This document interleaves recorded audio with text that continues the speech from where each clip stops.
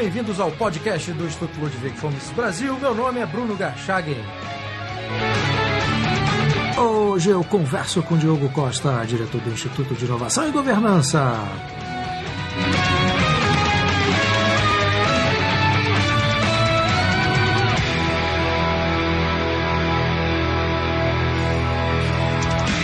Seja muito bem-vindo, Diogo. Obrigado, Bruno. Prazerzão estar aí.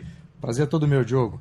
Bom, Diogo, se você vem estudando aí para a sua tese de doutorado, o tema aí de empreendedorismo e tecnologia, né, num recorte específico. E eu queria, então, conversar exatamente sobre isso. A gente está vivendo num momento histórico muito interessante em que novas tecnologias têm inaugurado novas formas de empreender e novas relações de trabalho também, né? E a reação que a gente vê contra, né, toda essa mudança, ela é muito vigorosa. Vide aí o grande embate dos taxistas contra o Uber. Então eu queria começar essa conversa, Diogo, te perguntando de que forma que a tecnologia aí nesse início de século XXI mudou a atividade empreendedora. Pois é, Bruno, eu acho que é super interessante falar desse tema contigo, porque falar desse tema para um instituto que se dedica a estudar a escola austríaca dá um sabor especial, né? Em parte porque a minha visão de empreendedorismo vem da escola austríaca e eu comecei a notar, tentando responder algumas questões, eu acho, a falta de talvez de uma teoria de tecnologia dentro da tradição austríaca, da mesma maneira que existe uma teoria de empreendedorismo. Então, enquanto que o tema da ação empreendedora, destrinchado, né, desde Mises e Hayek, mas também por Kirchner, por outros que vieram meio que acoplados ali, como Baumol e tal, o tema sobre o que é tecnologia dentro da tradição austríaca, ele acaba meio que sendo internalizado pela discussão sobre empreendedorismo ou então pela discussão sobre estrutura do capital. E a tecnologia fica uma coisa entre as duas coisas, né? Ela é um pouco empreendedorismo, afinal de contas, a ação empreendedora, ela desenvolve novas técnicas, novas tecnologias, mas ela também ela é um fator limitador, né, da ação humana. Da mesma maneira que existem outros tipos de limites físicos, né, a ação humana, a tecnologia ela também acaba sendo um limite. Dentro da teoria neoclássica, a tecnologia acaba sendo meio que uma caixa preta. Ela fica ali, ela é um constrangimento à produtividade, ela se esconde na fronteira da produtividade. E aí eu comecei a ver de que maneira que eu conseguia trazer, então, o tema da tecnologia para resolver algumas questões sob um prisma mais austríaco. E o que eu acabei percebendo, né, é que existe uma vantagem muito grande de você olhar a tecnologia a partir dessa perspectiva de empreendedora, porque ela te permite ver que a própria ação empreendedora ela acaba sendo alterada pelas mudanças tecnológicas, por assim dizer. Então, para explicar um pouquinho melhor como que essa coisa se dá, né, você imagina, por exemplo, dentro da economia compartilhada, a maneira como o empreendedorismo ocorre dividido entre a plataforma, o Uber, o Airbnb, o TaskRabbit, e o empreendedorismo dos provedores de serviços. Os motoristas do Uber, os anfitriões do Airbnb ou os freelancers do TaskRabbit. O empreendedorismo ele está presente nos dois campos, né? Tanto a plataforma ela toma ações empreendedoras, como também os provedores de serviços estão tomando ações empreendedoras. Mas o importante é que um depende do outro para empreender. O Airbnb, por exemplo, ele poderia simplesmente tomar todas as decisões empreendedoras e verticalizá-las e levá-las para o topo, como faz uma grande cadeia de hotel. Né? Mas em vez disso, então, por exemplo, você imagina os competidores tradicionais do Airbnb, um Hilton da vida, um Marriott, etc. O Marriott não vai deixar para que o dono de um quarto, né, então, várias vezes em hotéis ao redor do mundo, a propriedade não é do Marriott nem do Hilton, por exemplo, né, mas a propriedade de uma unidade pode ser de um proprietário. Mas esse proprietário não vai decidir o preço que o Marriott ou o Hilton vai cobrar. Esse proprietário não vai decidir o padrão de qualidade que vai oferecer. Essas decisões empreendedoras são tomadas pela empresa. né, pela corporação. No caso do Airbnb, da economia compartilhada, não ocorre, né? As decisões empreendedoras sobre preço, sobre qualidade, sobre logística, sobre até mesmo de publicidade, né? Quais fotos você vai tirar, como que você vai descrever o seu produto, são tomadas pelos provedores. Então, existe um empreendedorismo compartilhado aí entre a plataforma, de um lado, que toma algumas dessas decisões, e os provedores tomam outras. No caso do Uber, por exemplo, é bem diferente. O Uber toma conta, por exemplo, do preço. O provedor ele vai decidir se ele está entrando ou saindo do mercado, mas quem vai decidir qual o preço que ele vai cobrar pelo seu serviço não é o provedor, é a plataforma. Então, dentro da economia compartilhada, você vê vários modos de divisão do empreendedorismo que não havia nas firmas, nas corporações tradicionais. E a tecnologia que permite, então, essas novas modalidades empreendedoras. Ô, Diogo, essa convivência entre uma forma tradicional, digamos assim, não sei se é a palavra mais adequada, mas essa forma tradicional do empreendedorismo, que a escola austríaca já estuda há muito tempo, com essa nova maneira de empreender baseada na tecnologia, essa convivência, ela é uma convivência que você acha que será duradoura, ou a forma como isso está se dando, essa convivência está se dando hoje, né, tende a se alterar no futuro em virtude do desenvolvimento tecnológico? Então, mas aí eu acho que a sua pergunta é legal para a gente dividir numa convivência teórica não, uma convivência epistemológica e uma convivência prática atual, né? Eu acho que existe uma necessidade de uma maior convivência entre teorias de tecnologia e teorias de empreendedorismo, né, na visão austríaca, mas quando a gente olha na prática, essa convivência ela sempre aconteceu.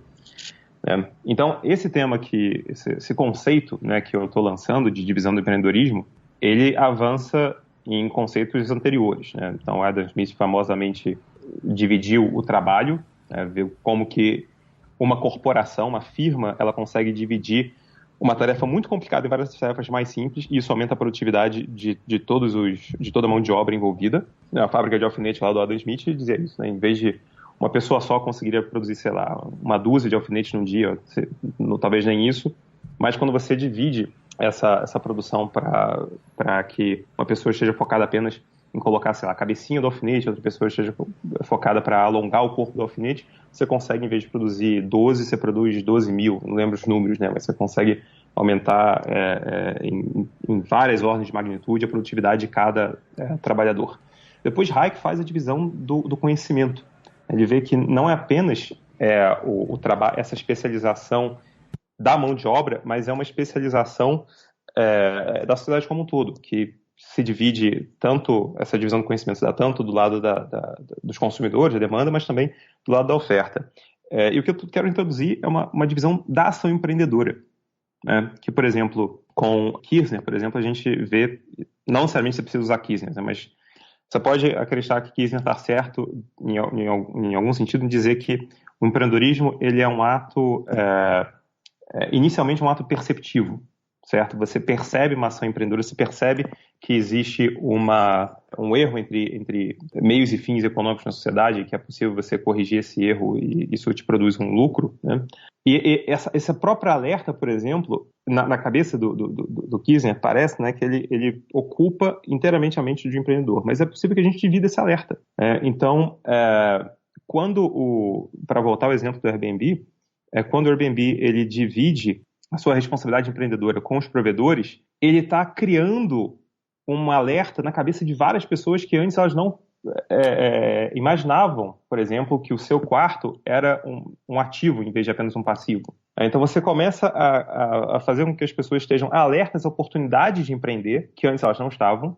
Tem até um texto do Kirchner que ele fala que ele não sabe o que liga o alerta na cabeça das pessoas.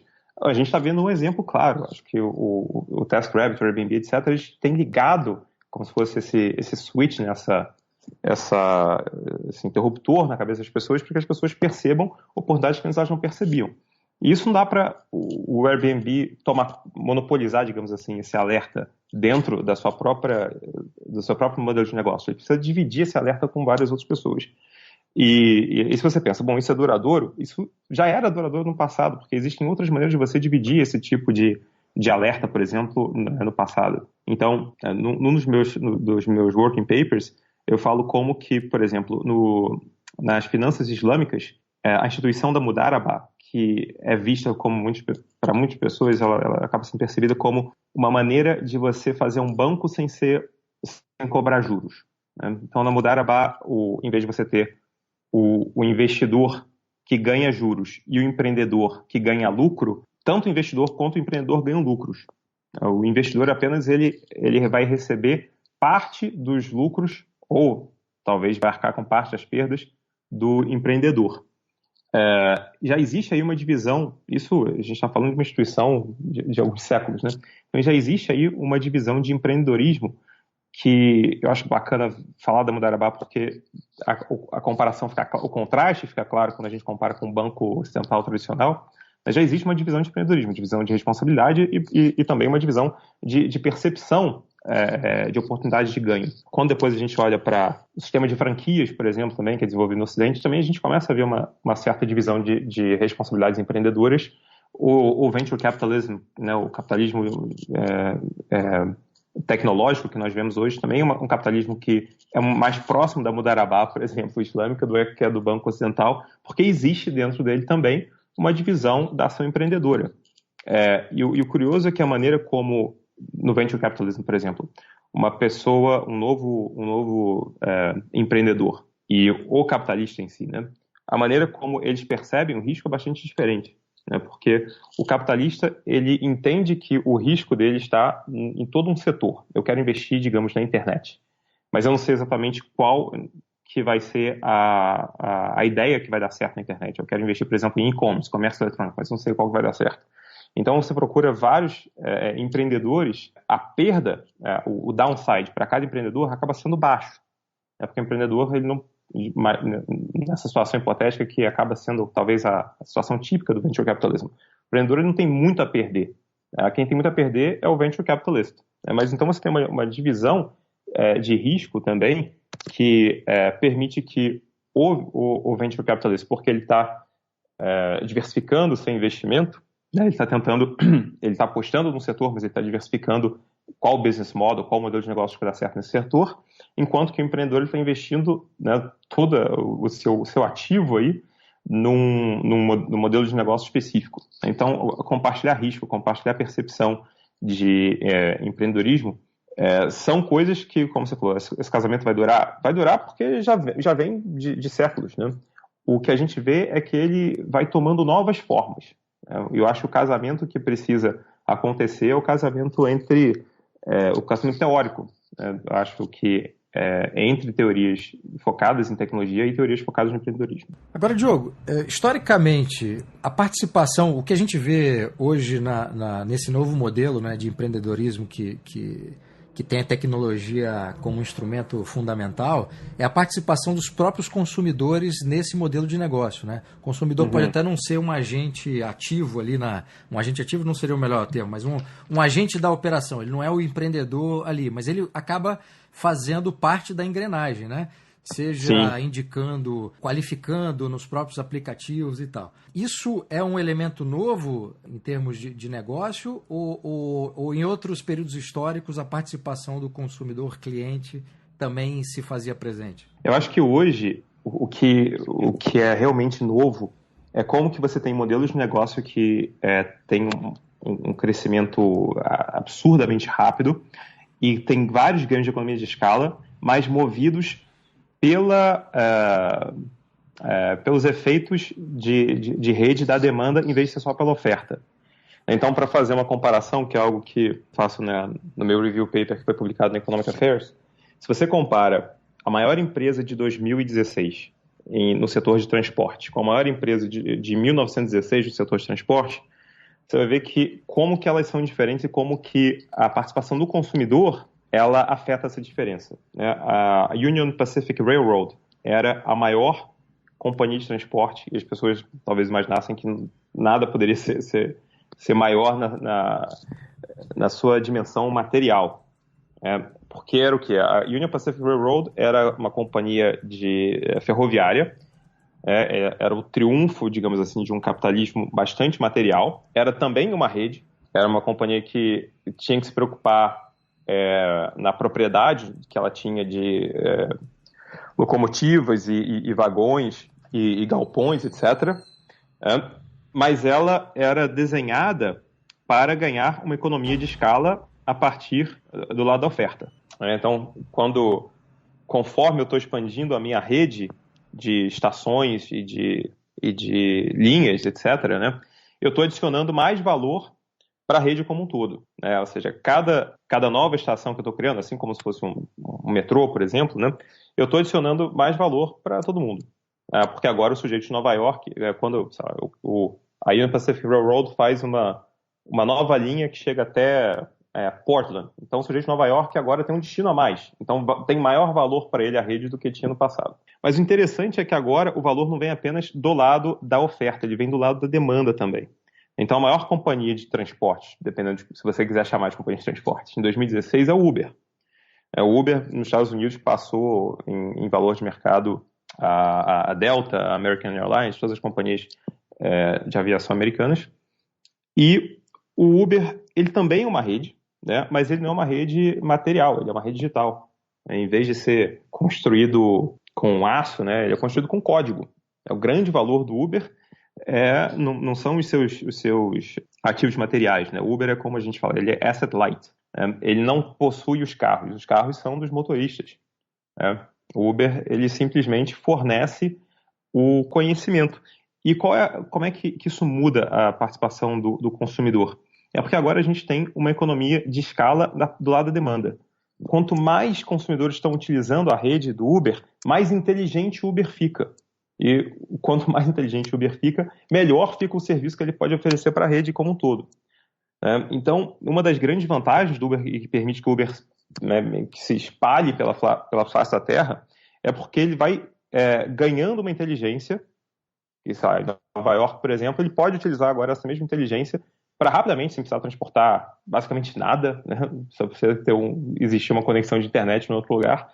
Você passa essa inteligência para o Rio de Janeiro, para Joanesburgo, para Accra e Tóquio, etc. Você consegue fazer isso porque quem é que está te fornecendo todo esse conhecimento? Essa é a minha base de usuários, né? São os meus consumidores de rede que são data-driven, né? São criados a partir dos dados que eu vou aprendendo com a utilização dos meus consumidores. Todas as experiências de machine learning que a gente vê hoje, a Netflix, por exemplo, a Amazon, que vai descobrindo, ou o Spotify, né, vai descobrindo o que você gosta, o que você gosta de ouvir. O Netflix vai te dizendo o quanto você vai gostar desse filme, 2 estrelas, 5 estrelas, né? O Spotify faz isso, etc. Essas companhias, elas vão aprendendo, elas vão melhorando o valor do produto delas, porque mais pessoas vão utilizando.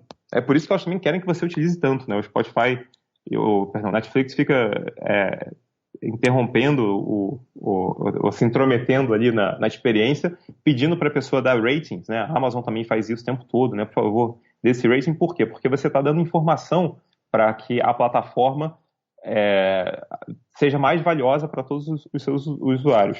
Então, essa função do consumidor aumentando o valor da plataforma por meio do efeito de rede, movido por dados, por meio de uma economia de escala do lado da demanda, quando você compara isso, então, com a outro tipo de rede, que era uma rede material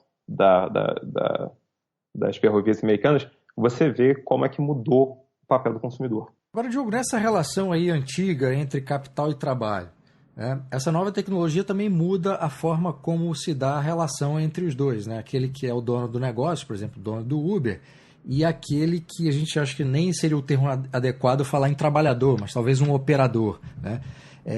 Nesse caso, o operador, no caso, para dar um exemplo concreto, o motorista do Uber, que é proprietário do carro, né, e presta um serviço, ser proprietário faz diferença nessa relação que até hoje se dá entre capital e trabalho? Faz para bem e para mal, né? Então você pensa, se você concorda com o Piketty, que o que a gente vai ver no futuro é que os retornos do capital vão ser maiores do que os retornos da economia como um todo, né? E também sobre o trabalho. E você não se preocupa com o capital humano, que é a coisa que o Piketty não se preocupa. Você, na verdade, deveria estar achando muito bom que o Uber seja asset light, né? Porque o Uber tem pouco tem poucos bens de capital e ele está deixando que os bens de capital fiquem com os motoristas, em vez de, digamos, ter todos esses carros e os motoristas apenas venderem a sua força de trabalho. Se você concorda com o Piketty, coisa que eu, por exemplo, não concordo. Mas uma também, se você não tem esse fetiche, digamos assim, pelos retornos de capital, você começa a ver que existe também um outro lado da moeda. O risco é também dividido entre os motoristas e não fica com a plataforma.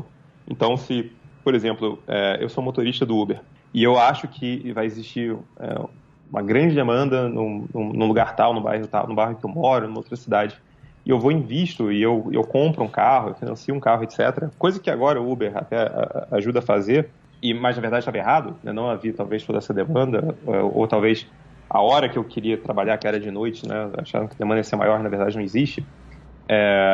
Quem vai ter que pagar, não vai conseguir pagar o veículo é o motorista, né? Não é o Uber.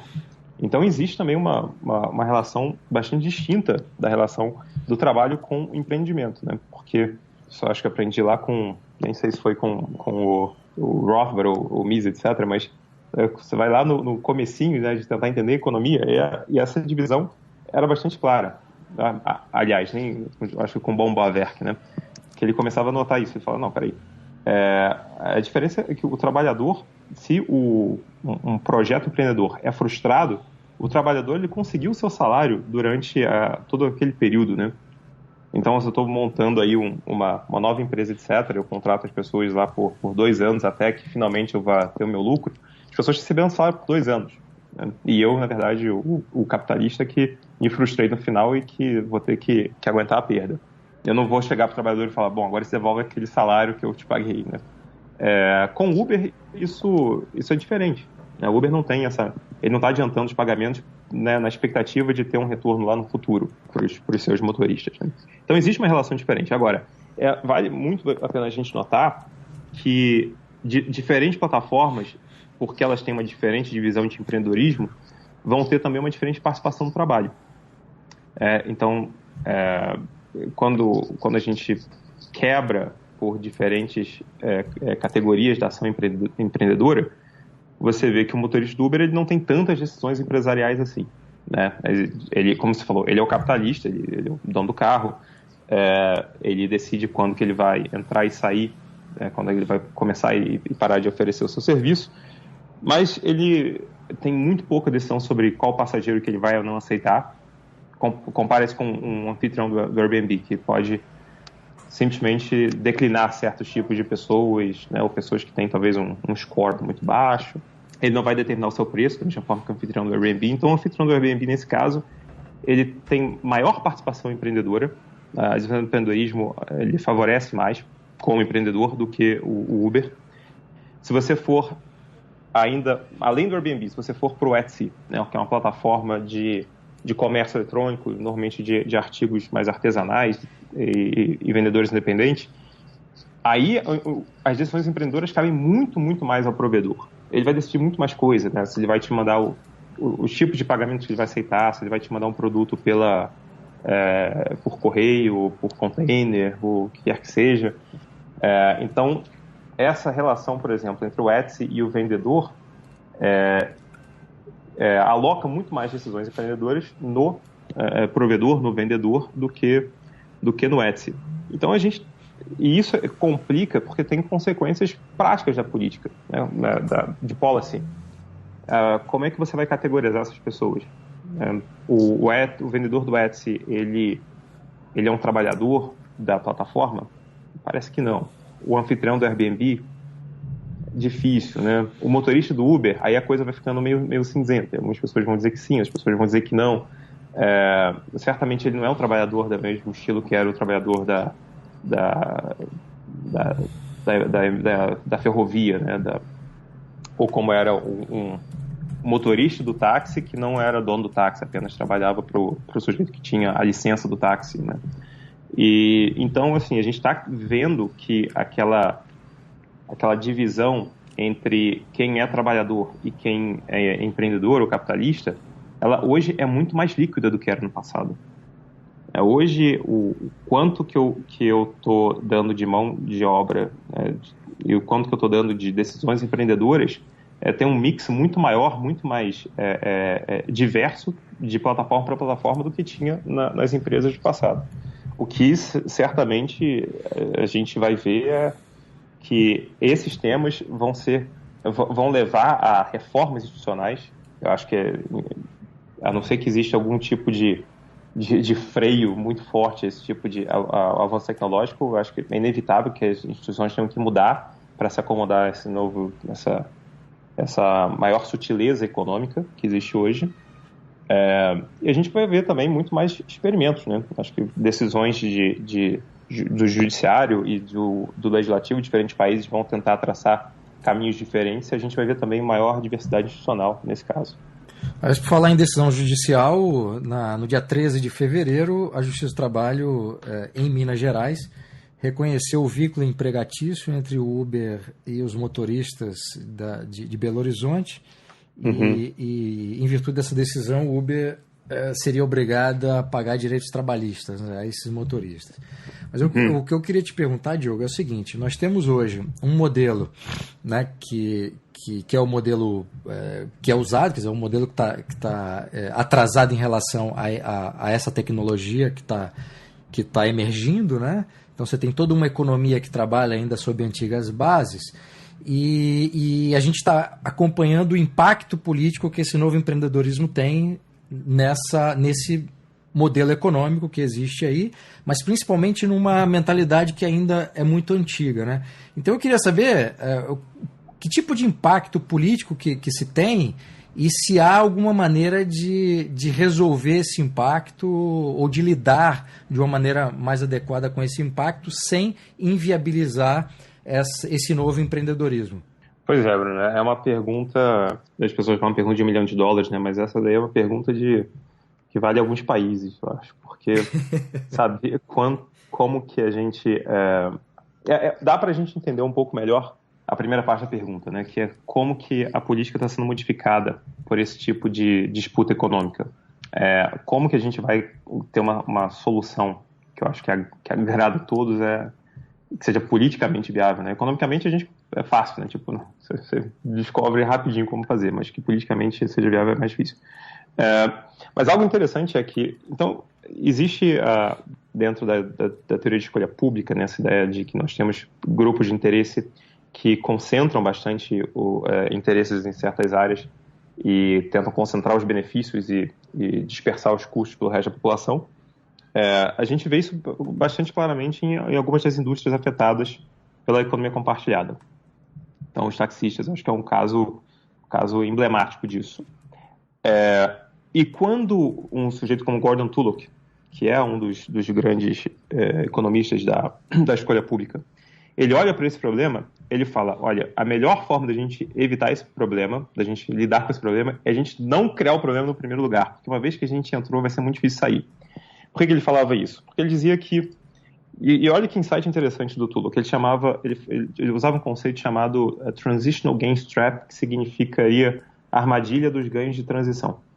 Então ele fala, quando ele olhava para a cidade de Nova York, ele viu quando os primeiros taxistas se organizaram com um grupo e exigiram uma reserva de mercado, que fossem erguidas barreiras para que o número total de táxis não fosse aumentado em Nova York, a partir daí eles começaram a desfrutar de ganhos monopolísticos. Ou seja, eles começaram a poder ter um retorno maior do que eles teriam se houvesse um mercado competitivo.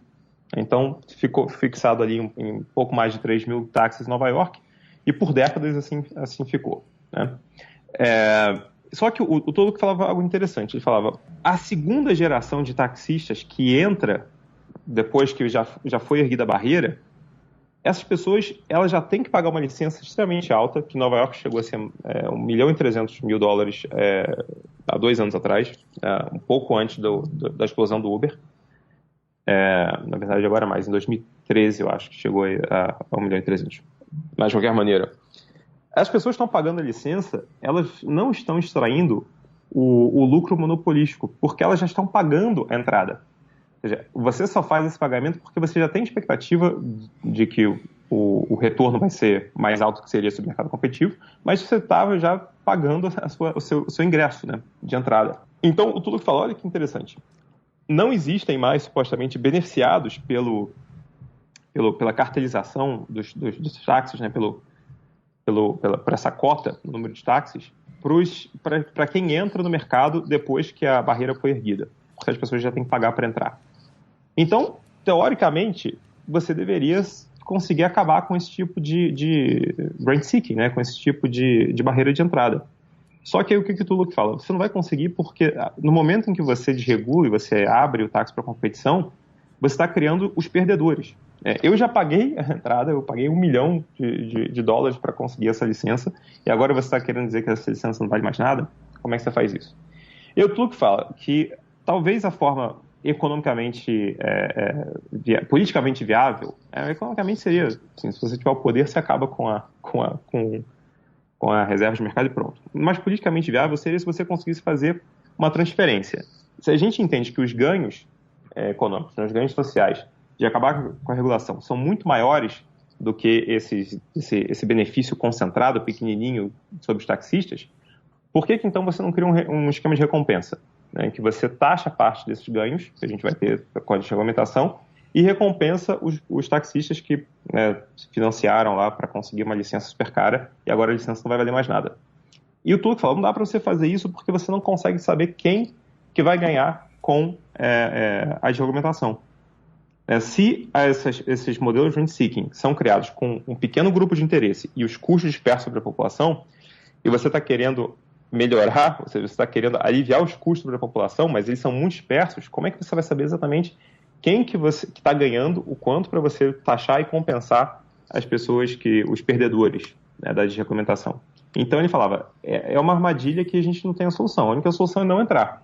Então ele achava que o foco dos economistas preocupados com isso era evitar novas regulamentações de rent-seeking em vez de tentar resolver as anteriores, que aquelas já estavam caso perdido. O que o Tulloch não estava percebendo, e aí isso é interessante, que é a sua questão, é que o empreendedorismo e a tecnologia conseguem mudar isso. Hoje, se você quisesse, e eu não estou defendendo isso, mas seria possível você, digamos, tributar o Uber para recompensar os taxistas. Por quê? Porque hoje existe um grupo de interesse a favor da desregulamentação, que também é pequeno. Então, hoje, eu moro em São Paulo, tem aqui quem tem esses private hire, né, esses transportes privados, né, o Uber, o 99, o Easy, o Cabify, seria possível você pegar essas empresas, tributá-las para compensar os taxistas e, de certa maneira, conseguir politicamente acabar com a regulação. Mas isso, primeiro, que talvez não pareça muito justo, né? E segundo, que dá até para você argumentar que dentro quando o taxista estava adquirindo aquele título de propriedade, ele estava também pagando ali pelo risco de que aquele modelo de negócio não fosse sobreviver muito mais tempo, né? Porque, afinal de contas, é uma barreira artificial criada, né? Então, existe pelo menos o risco de que a legislação possa mudar e você possa perder o valor daquele seu ativo. Mas o interessante de a gente perceber é que hoje, porque existem esses novos grupos, esses novos entrantes, eles também fazem lobby contrário ao lobby tradicional. Então, você tem o lobby dos taxistas, vem agora o lobby do Uber, do 99, do Easy, etc. Assim como os hotéis hoje têm, então, os sites como o Love Home Swap e o Airbnb, que também fazem outro tipo de lobby. Então, não existe mais apenas o interesse concentrado de um lado contra o interesse disperso da sociedade. Hoje você tem interesse concentrado contra o interesse concentrado. Interesse concentrado de uma empresa contra o interesse concentrado de outra empresa, ou de um cartel contra um grupo de empresas. Então, os tipos de disputas políticas hoje são bastante diferentes do que era no passado, e isso é criado pela tecnologia e pelo empreendedorismo. Agora, exatamente como que a gente... Quais vão ser os caminhos funcionais para a gente sair disso? Isso aí a gente vai... Eu acho que a estratégia de Uber, Airbnb, etc., é que quanto mais inclusivo for o negócio deles, mais pessoas usarem Uber, etc., mais difícil vai ser para os grupos de interesse conseguirem prevenir digamos, esse progresso tecnológico. Se ninguém usa o Uber e os taxistas começam a gritar, é possível que parte da população fique do lado dos taxistas. Mas se está todo mundo usando o Uber e os taxistas começam a gritar, as pessoas vão ficar muito mais chateadas e talvez seja politicamente muito mais custoso para um legislador proibir o Uber se tem tanta gente satisfeita com esse novo modelo de negócio, né? Eu acho que é isso que a gente está vendo hoje em dia. Diogo Costa, muitíssimo obrigado pela entrevista. Bruno, sempre um prazer falar contigo, cara. Prazer é todo meu. Obrigado.